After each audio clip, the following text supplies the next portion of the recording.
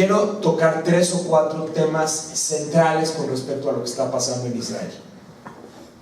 El primero de ellos es lo que yo llamo la irresolubilidad o bien intratabilidad del conflicto.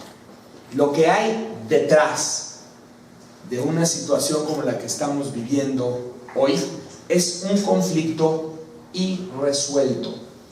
Y pasan décadas y el conflicto no se resuelve, y como no se resuelve, nos convencemos de que es imposible de resolver, y como nos convencemos todos de que es imposible de resolver, no se resuelve, y como no se resuelve, nos convencemos de que es imposible de resolver, y así sucesivamente. Yo ahorita estaba platicando con el joven Jamal y le decía, estas cosas no se quedan así flat. El status quo no se queda permanente, es o mejora o va para abajo. Y como ya saben que no se van a poner de acuerdo, arriesgarse a meterse es salir embarrado, es salir con el fracaso político de no haber conseguido algo que ellos ya sabían de antemano que no iban a conseguir. Entonces, sí es muy notable que en la asamblea, o sea, justo estamos viviendo esto unas semanas después de la Asamblea General de Naciones Unidas, y en la Asamblea General de Naciones Unidas no se menciona Barack Obama, por ejemplo, y otros líderes de potencias internacionales, ni siquiera mencionan en esta ocasión. O sea, el conflicto ya genera una tal apatía, ya no está ni en la agenda, ni siquiera está en la agenda para resolver. Sí, claro, cuando los conflictos no están en la agenda y no se resuelven, tienden a manifestarse de distintas maneras. Segundo punto importante, este sería como el primero, ¿no? La intratabilidad. El segundo elemento es la intermitencia. La intermitencia significa que el conflicto se va a manifestar de tiempo a tiempo de maneras distintas. El problema es que esa intermitencia está siendo cada vez menor. Yo nada más les pongo los últimos años para que lo veamos. Hubo un conflicto muy serio en Gaza en 2008-2009. El siguiente conflicto, muy importante también en Gaza, fue en 2012. De aquí a acá pasaron 3 años.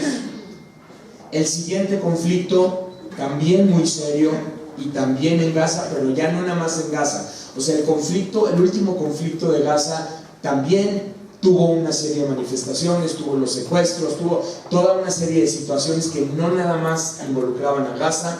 Ocurre en 2014, solamente 2 años después del anterior, de hecho 1 año 8 meses, y estamos ahora en 2015.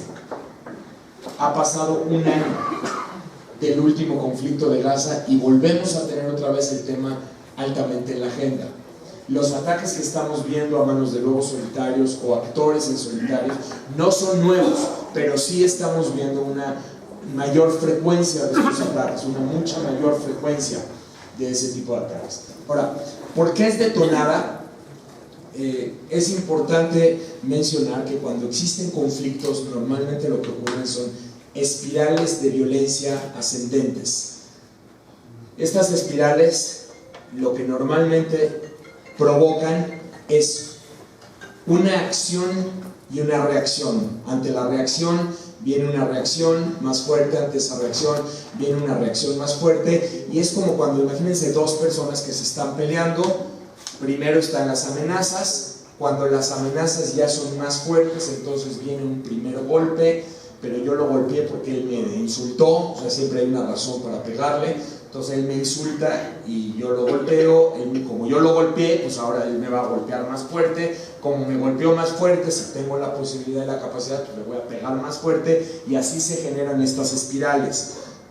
Aquí hay siempre, cuando el conflicto, y regreso al primer elemento, cuando un conflicto está irresuelto, siempre va a haber un motivo para pegarle al otro, siempre. Pues eso no es un tema de Israel-Palestina, es un tema general. O sea, ¿quién inicia o dónde inicia la violencia? Es muy complicado, porque siempre te podrías ir al año pasado, o te puedes ir a hace 2 años, o te puedes ir a hace 3 años. La realidad es que son espirales de violencia muy complejas que muchos actores van a aprovechar.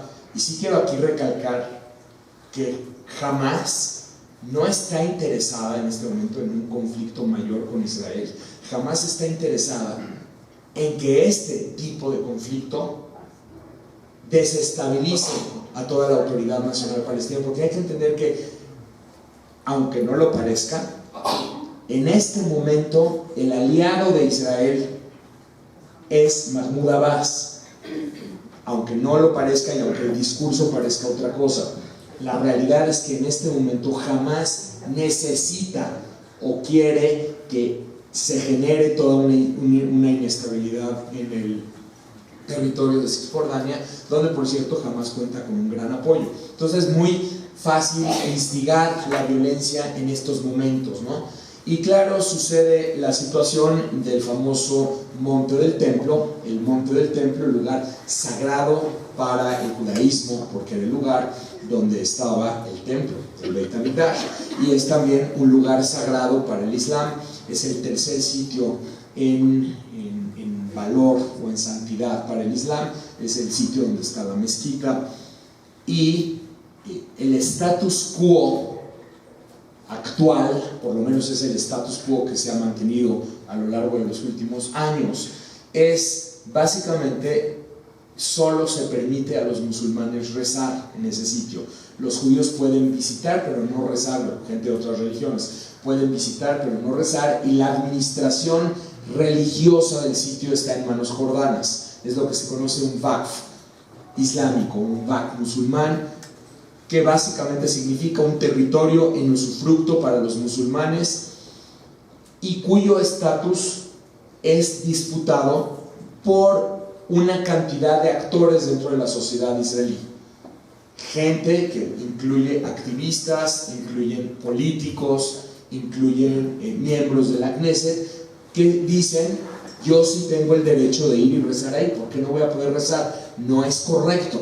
Entonces esto genera tensión cuando llegan y rezan o llegan y se manifiestan, etc. Normalmente además ocurre, es ya el tercer año consecutivo que esta situación ocurre precisamente en la temporada de nuestras fiestas mayores, porque es cuando se van y se presentan y se manifiestan líderes israelíes o activistas israelíes y generan, repito, este momento de tensión que muchos van y aprovechan y dicen: no, entonces no están queriendo cambiar el status quo, manifiéstate en contra de ellos. Entonces vienen los palestinos, se manifiestan, los policías israelíes responden, de pronto un palestino muere, entonces razón para más manifestaciones, entonces más y más, y vuelve la espiral de violencia, ¿ok? Pero quiero concentrarme en esta segunda clase de violencia, que es lo que se conoce como el terrorismo de lobos solitarios, porque me parece que además de ser un tema que es muy relevante, preocupante, es un tema que requiere un trato distinto al terrorismo tradicional. Primero, entender que esto no solamente ocurre en Israel. El terrorismo a manos de actores solitarios o lobos solitarios es una manifestación mucho más de tendencia global de lo que podamos a veces imaginar. Ese es el tipo de terrorismo que cada vez más vamos a ver. Pero ¿qué tipos de ataques estamos viendo cada vez más? Son ataques menos sofisticados, que no requieren más que un cuchillo, un arma casera o una pistola que se puede adquirir. Tomo una pistola y me voy a un café en la ciudad de Sydney, secuestro a 20 personas, no necesito más que una pistola. Una pistola, secuestro a 20 personas, tengo encima a todos los medios de comunicación y coloco la bandera del Estado Islámico, y entonces la conclusión es que así lo leen los medios o así lo leen las audiencias: ISIS ya llegó a Sydney. Y todo lo que ocurrió es que una persona con una pistola logra transmitir ese mensaje, porque al final, ¿qué es el terrorismo? Vean, no es una gran cantidad de violencia como muchos piensan, ¿no? No es mucha violencia, o no es explotar una bomba, eso no es terrorismo. El terrorismo es una categoría muy específica de la violencia, y vean cómo funciona el mecanismo. Imagínense ustedes que este es como un escenario teatral o cuasi teatral. Yo cometo un acto violento en A, no por A. A normalmente es una víctima al azar. A no es el target de mi acto.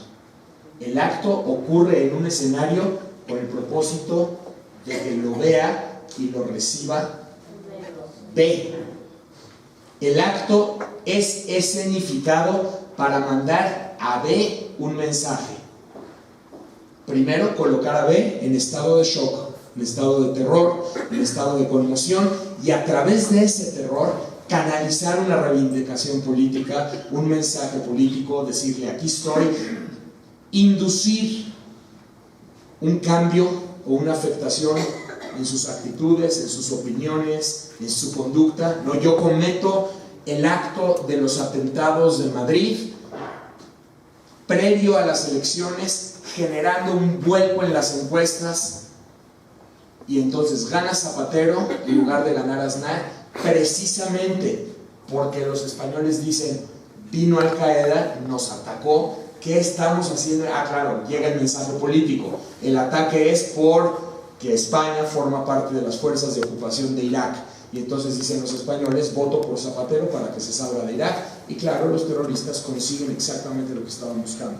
Lo que estaban buscando no era matar a 10, 20, 30, 40 personas. Ese es su instrumento para conseguir lo que estaban buscando. Lo que estaban buscando era que España se salga de Irak, y gracias a Zapatero España se sale de Irak. ¿Sí me explico? Ese es el tema. En este caso la violencia es solamente un instrumento, pero para perpetrar o cometer esa violencia no se necesita un explosivo, no se necesita tirar un edificio. Obviamente si tiras un edificio el impacto es mayor, eso sin duda, pero si yo tomo un cuchillo, y además en la época actual donde no necesito ni siquiera 18 cámaras de televisión, con que cualquier persona me esté videando o cualquier persona esté compartiendo el pánico generado a partir de la situación en redes sociales, este estrés colectivo se vuelve masivo, y yo coloco en estado de shock a la sociedad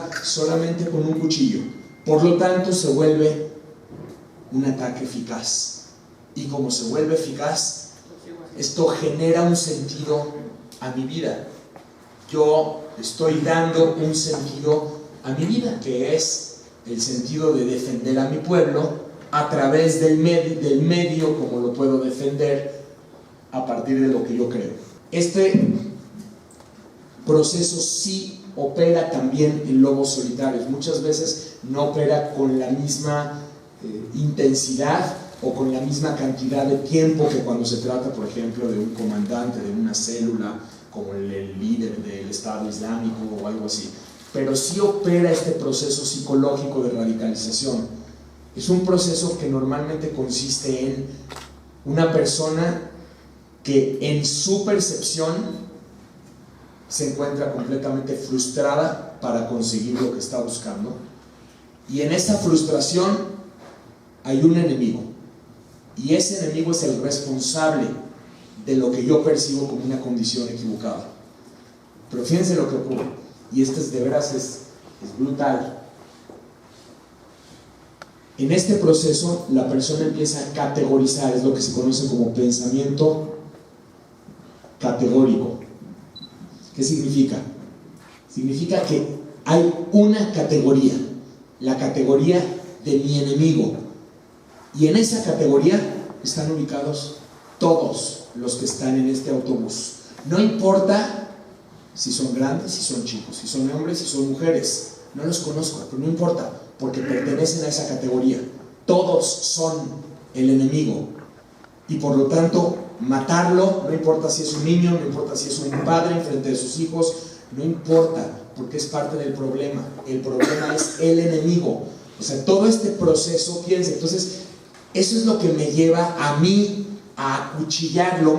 Claro, dices, una cosa es acuchillar a un policía o a un soldado que representa las fuerzas del Estado, pero del mismo modo puedo acuchillar a la señora que está acá, al señor que está allá, al niño que está allá. Lo puedo hacer porque en mi mentalidad ya está distorsionada de esta manera, todos forman parte de la categorización. Y esto es muy delicado, porque al mismo tiempo va a generar un extremo del otro lado. Este pensamiento categórico empieza también a operar en esta otra sociedad, la sociedad afectada, la sociedad que padece los efectos psicosociales de un acto terrorista. Es un fenómeno de verdad psicológico, La sociedad afectada empieza primero que nada a percibir la amenaza está donde sea. Yo no entiendo que son 30 ataques o 35 ataques y que por lo tanto la probabilidad de que a mí me caiga pues es una probabilidad muy enorme. Así no lo entiendo. Más bien, mi pensamiento es: yo soy una víctima potencial, podría haberme pasado a mí, yo tomé ese autobús ayer, yo estaba en Jerusalén ayer, me puede ocurrir a mí. Como tú te sientes víctima potencial, entonces te entra este pánico, te entra este miedo, inmediatamente tu pensamiento es: cualquiera que tenga las características de ese joven que perpetró el ataque puede ser mi enemigo. Entonces yo ya voy a sospechar de cualquier árabe que está trabajando en una fábrica, o que está trabajando en una oficina, o que está estudiando en la Universidad de Haifa. Estoy sospechando porque cualquiera puede ser, porque dentro de este proceso de radicalización no solamente los palestinos dentro de los territorios ocupados están incurriendo, sino que también muchos ciudadanos israelíes árabes, son los árabes israelíes, también muchos de ellos incurren en este propio proceso de radicalización y se perciben como parte de las víctimas, y entonces perciben a Israel como parte del enemigo y llevan a cabo estos ataques, y entonces por lo tanto se empieza a generar este círculo muy peligroso, repito, de violencia contra violencia, contra violencia, contra violencia, contra violencia. El terrorismo no se combate con estrategias militares. Normalmente el terrorismo se combate con estrategias policíacas, no militares, y no es lo mismo, porque la policía es mucho más quirúrgica. La policía va puntual a desactivar determinadas células, y sobre todo con el uso de estrategias de inteligencia, o sea, inteligencia, información muy puntual que te permite detectar estos tipos de ataques a tiempo. O sea, no mandar al ejército de golpe, sino mandar el antibiótico preciso que va a curar la enfermedad, número uno. Y número dos, la estrategia más eficiente para desactivar el terrorismo cuando ha llegado a suceder es implementar procesos de paz. En otras palabras, resolver este tema inicial, porque mientras el conflicto no se resuelva, siempre va a haber la semilla del terrorismo, y por lo tanto, y sobre todo en la medida en que el conflicto siga alimentando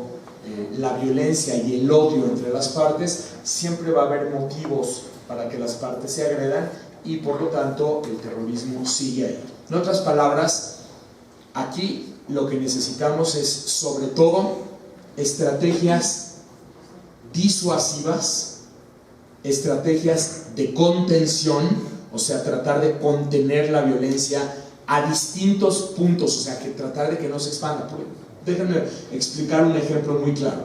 En este momento es muy importante que la violencia no se expanda a Gaza, porque si se expande a Gaza, entonces vamos a ver una espiral creciente. Entonces se necesita contener la violencia específicamente donde está, tratando de que no se expanda.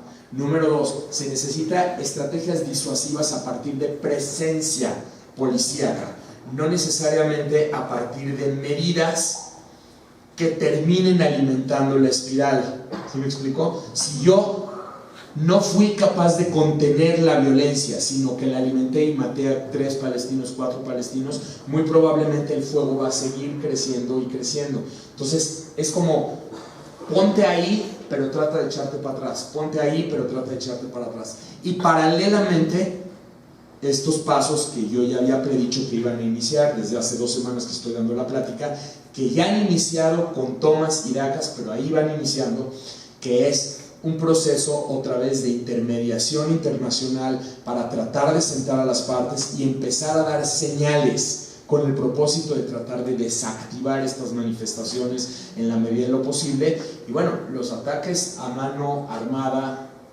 de lobos solitarios o actores solitarios van a seguir ocurriendo, pero se puede tratar de buscar disminuir la frecuencia, o sea, que no sean 4 o 5 por día, sino tratar de que regresemos a como estábamos anteriormente, que es uno cada 3 semanas, uno cada 4 semanas, etc. Y tratar de reactivar una vez más el proceso de paz, porque lo que hay que entender es que el hecho de que no se active opera en contra de Israel y opera a favor del lado palestino. Eso es lo que termina pasando. En la medida en que el proceso de paz no continúe, Israel sigue ocupando los territorios ocupados, y en la medida en que Israel sigue ocupando los territorios ocupados, siempre hay motivo para continuar y para seguir alimentando las olas de violencia. El conflicto no puede administrarse, tiene que resolverse, y obviamente hay quien quiere que no se resuelva, pero eso termina alimentando extremos en ambas partes, y los extremos no son lo que en este momento estamos buscando. Necesitamos empezar a pensar un poquito más en el sentido de la resolución. Y créanme, esto que les estoy platicando lo sabe perfectamente bien Netanyahu y está tratando de caminar en ese sentido. El problema es que Netanyahu no está solo, ¿no? Y tiene que responder ante una sociedad, y también hay que entender a la sociedad israelí. O sea, no es un tema donde siempre va a operar lo racional o lo que debería ser o lo que Mauricio está diciendo que serían las mejores estrategias. Cuando tú eres una sociedad víctima de ataques y estás en estado de tensión y estás en estado de shock, lo que sucede es que tú vas a pedir respuestas de mano firme. Así sucede, y vas a pedir respuestas de mano dura. Yo lo que les estoy viniendo a decir es que cuando la respuesta es de mano dura, lo que se hace es que se activa la espiral hacia arriba, y entonces se incentivan los ataques terroristas. O sea, detener ataques terroristas, si de veras queremos disminuir la cantidad de ataques terroristas, es no caer en el juego de los terroristas. Los extremos buscan alimentar a los extremos, de eso viven. Los extremistas quieren que ocurra una situación de violencia desmedida e incontrolada. Entonces, es una trampa que ocurre precisamente para jalar la fuerza, y si tú respondes con fuerza, entonces es exactamente lo que termina sucediendo. Y es muy complicado, repito, hay que entender a la sociedad israelí, porque la sociedad israelí se encuentra en este momento en un estado de tensión. Entonces, los políticos tendrían que tener la sagacidad. ¿Qué políticos específicamente? Primero, obviamente, Netanyahu. Segundo, Abbas. Tercero, Kerry y la mediación que puede ocurrir. Cuarto, el propio rey de Jordania. Quinto, aquí hay otros actores que pueden operar ahorita en favor de Israel de manera muy clara. La situación, el panorama en Medio Oriente está alineado de manera tal que Egipto en este instante, Arabia Saudita en este instante, forman parte del bando pro-Israel, anti-Irán. Es indispensable en este momento usar esos aliados, porque esos aliados pueden ayudar a presionar a Hamás para que Hamás le baje. Y también quiero decir que ahí dentro de Hamás está por un lado el ala política y por otro lado el ala militar. El ala militar es el ala dura, el ala que manda los cohetes, el ala que activa las células. El ala política necesita dinero. Necesita dinero para reconstruir, necesita dinero para gobernar, y el dinero se lo ofrece en este momento o Arabia Saudita o Irán. Arabia Saudita quiere ser el patrocinador de Hamás y de esa forma quitar a Irán de la escena. Israel le conviene que sea Arabia Saudita y no Irán, ¿sí entienden? Entonces ahí es donde está el juego diplomático que hay que hacer para tratar de presionar a Hamás y tratar de desactivar un poco esta situación.